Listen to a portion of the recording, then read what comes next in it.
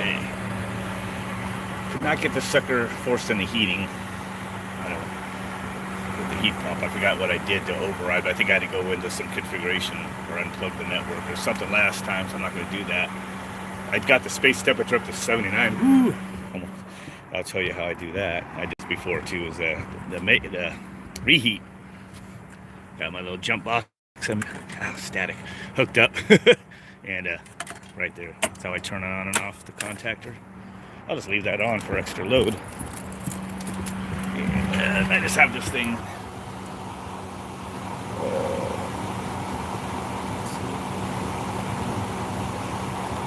I don't remember what I changed. Let's see there.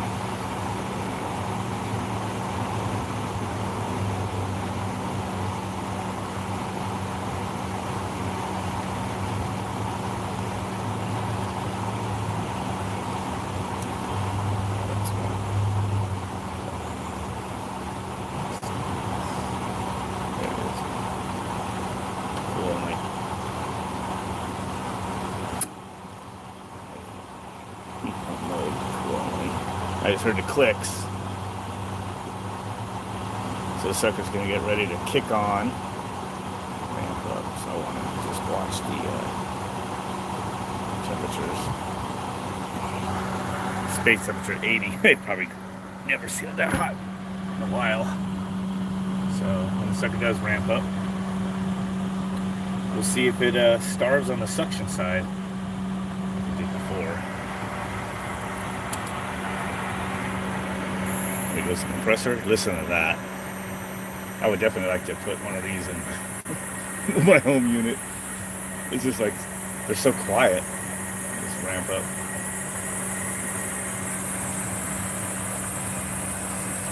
Some of these compressors, you gotta be, some of them go to like 120 hertz. If you put a regular inverter on them in your SOL. Oh yeah, let's watch compressors now. I think it already took the initial dive. Let's see the dive here. It's diving. It's diving. Not as bad as I thought. This is R410. So that evaporator temperature point would be 3 degrees. Minus 3 degrees actually. It seems to be catching itself.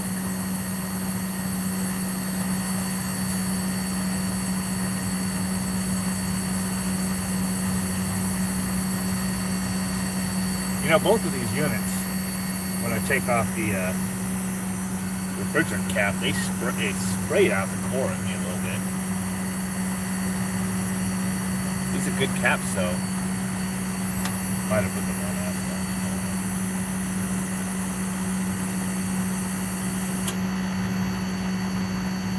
Everyone's solenoids just closed. I felt hot gas. Oh, it's opening these. So I feel the hot gas. This would not be hot this far down if it wasn't flowing. It's not hot there, which means it's opening, liquid and gas. It's pulsing it into the suction line. Our suction pressure is indeed pretty low. Look at that, though. Subcooling 8. What's going on with this thing?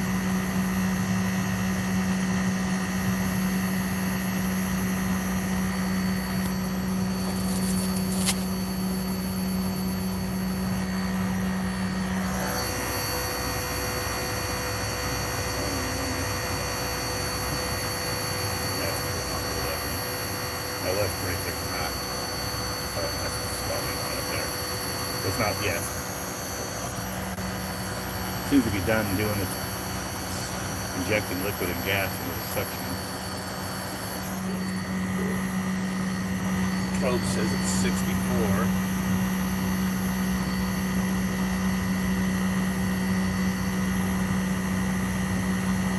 Suction's starting to come up a little bit. Space temperature 82.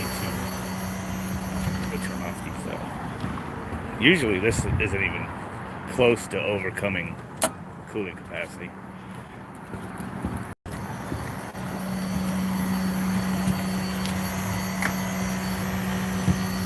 Suction's coming up. 15 degree evaporator. It's like 46 degrees superheat. Subcooling. It says I have 12. So theoretically it's not running out of refrigerant, or I should say liquid, feeding that expansion valve. So maybe we just have an underfeeding expansion valve on this sucker. I don't have that new kick-ass amp probe up here that really actually needs some frequency. You know what that sound was? Freaking Goodman. Daikin labeled Goodman started up behind me. Bah! No, I guess we can't do it with the amp probe.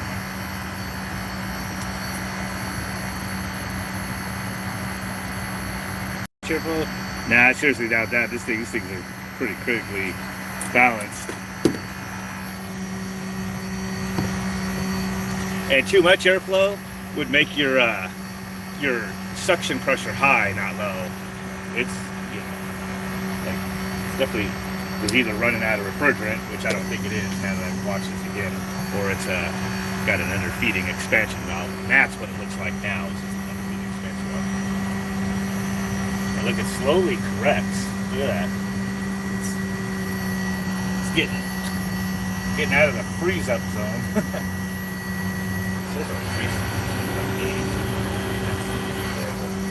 It's a good load in there though. Man, I wish there was I can't remember where the DFT is for this one. I was curious what the frequency was.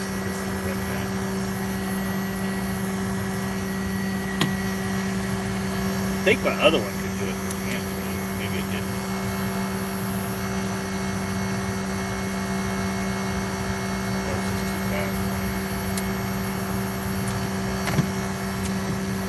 I know some of these compressors run more than 60 hertz. It just says 60 hertz.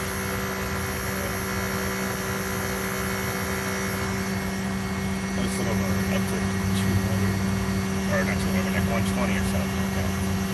Now we're getting into where everything's just falling in line again. You're going to say nothing wrong here. Look at that.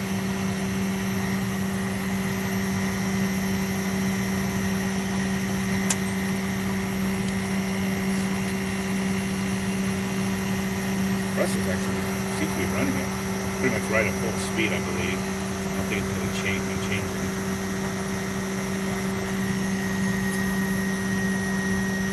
And all things being the same.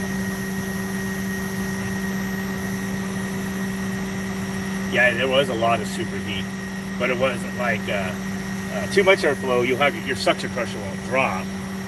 You might just have a lot of superheat just because there's too much load, but your suction pressure will still be quite high. You know, like, you know, evaporator conversion, you know, like it's just now getting in the normal range.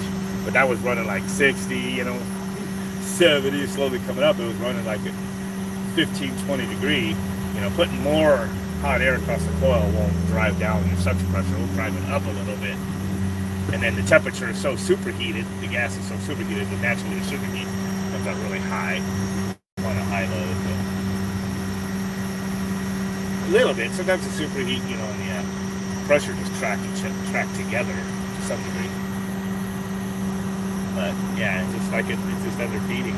I thought maybe it was just running out of refrigerant, but no, it's something like that.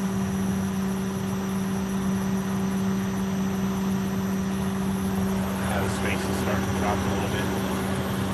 So, I mean, that's a big load. This space runs at like 66. So, you know, right now I've got more load than the unit's ever usually going to see as far as the indoor air. And that's the unit which totally shut down and started up. Yeah, that suction was way low if you look at the beginning. And I'll definitely have to remember to save my logs and kind of review it later. See if it's generating more logs. I think this is the same one I had before. 803.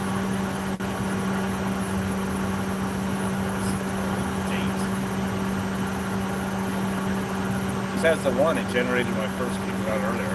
Remember, it went down like 6. Yeah, it went down actually when I looked at the log. It went down like 12 psi.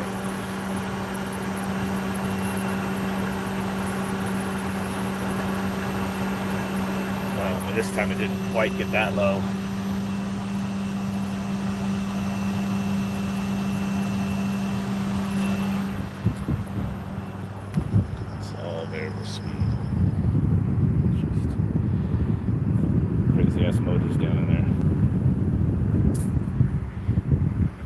can't even hear this motor run. It is got that big ABS fan on it. It looks like it's going clockwise in my video because of the frame rate, but it's actually going counterclockwise and faster than it looks. Yeah. I know some of these live streams, I find out later that they kind of had a crappy connection. Unlike a Facebook app, I noticed this YouTube app doesn't give you the option to save an HD copy to your phone. Also, the thing that the Facebook app does is it'll usually stream a little lower quality if the connection's bad, but then you hit upload HD option when you're done, and it replaces the video eventually with a good encoded HD copy a little later after the live stream stops. Plus the option to save it to your phone if you want. So YouTube app needs to add those features. If it hasn't, somebody can tell me where it is. Yep, everything's looking just totally pretty hunky-dory right there. Look at that suction 130 something. I don't believe this has electronic expansion now. I haven't opened the panel because I don't want to interrupt it.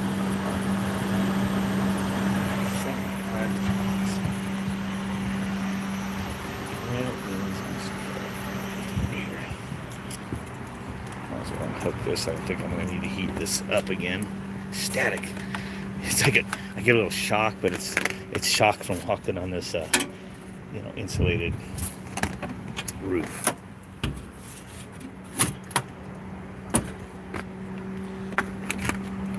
Still love this jump box. I haven't broke it yet.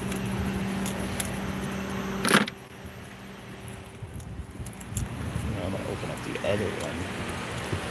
Identical unit over here. I don't know these units as that's the blower section. This is positive pressure, by the way. So, but I can't remember if the expansion valve was seen in this. Liquid line goes straight through. Oh yeah, that's right. Last time I pointed out that blower is that German sounding name. Same one that Train uses in their new President 1010 units. I think the expansion valve was behind this panel. I think that was the problem last time when I wanted to spy it out.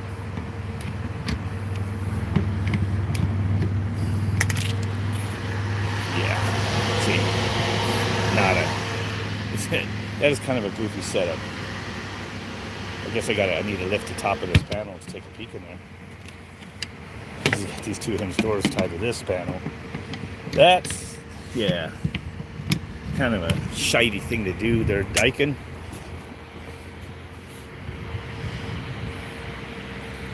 And a drain pan and the coil sitting right here.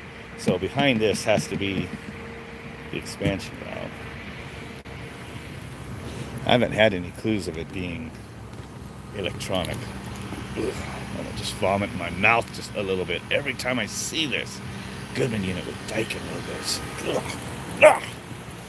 Makes you want to barf. All right, well the unit's not going to do anything. It's actually backing down on capacity now. The space is already down to 72.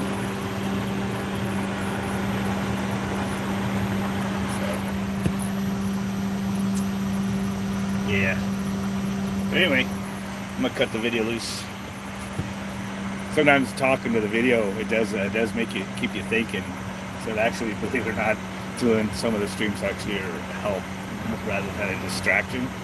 So just like if you have a coworker with you and you're trying to explain things you're looking at, it makes you go, unless, it makes you, just talking it out just makes you think of things that you might not if you just get stuck in the mode, blind mode, or what do you want to say, like tunnel vision, just sitting here.